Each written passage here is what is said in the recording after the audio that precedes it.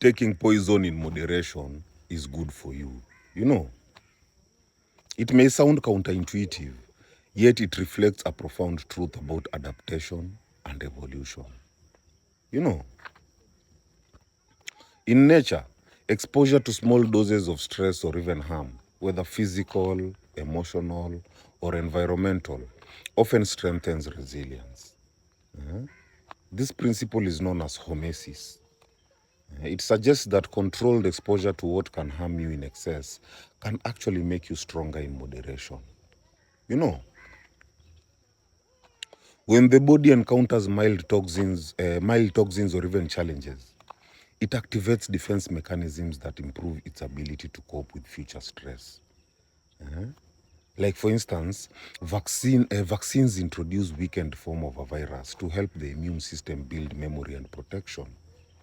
You know, similarly, certain foods like bitter herbs, alcohol, or even physical stressors like exercise work the same way. They challenge the system to adapt.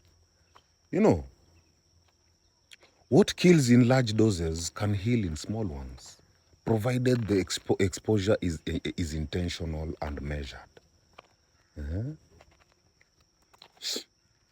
This concept applies beyond biology.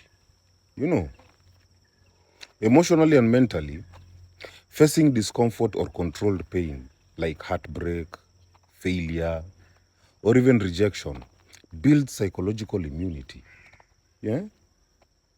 People who shield themselves from all forms of pain often become fragile, unable to cope when life inevitably becomes difficult.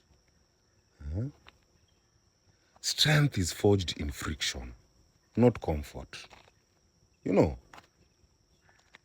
psychologically, moderate exposure to challenges strengthens resilience and adaptability.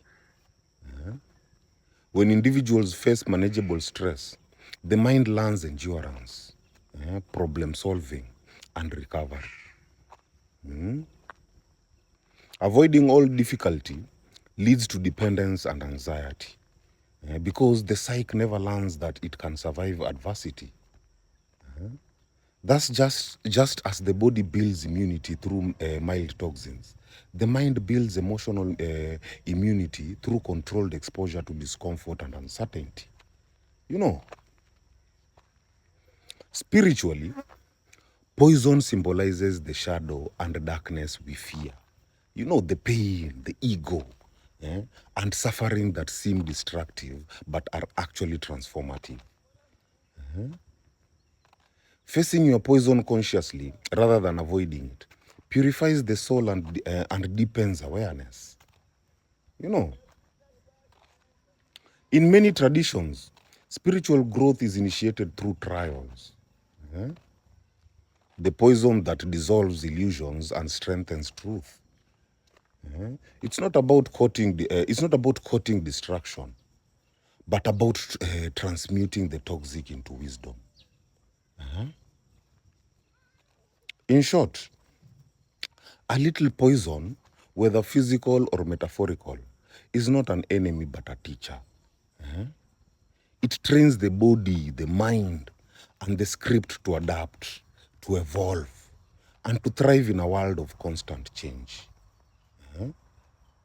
Too much destroys, but none at all weakens. Balance is the secret to growth and evolution. You know, my people, heal. Heal.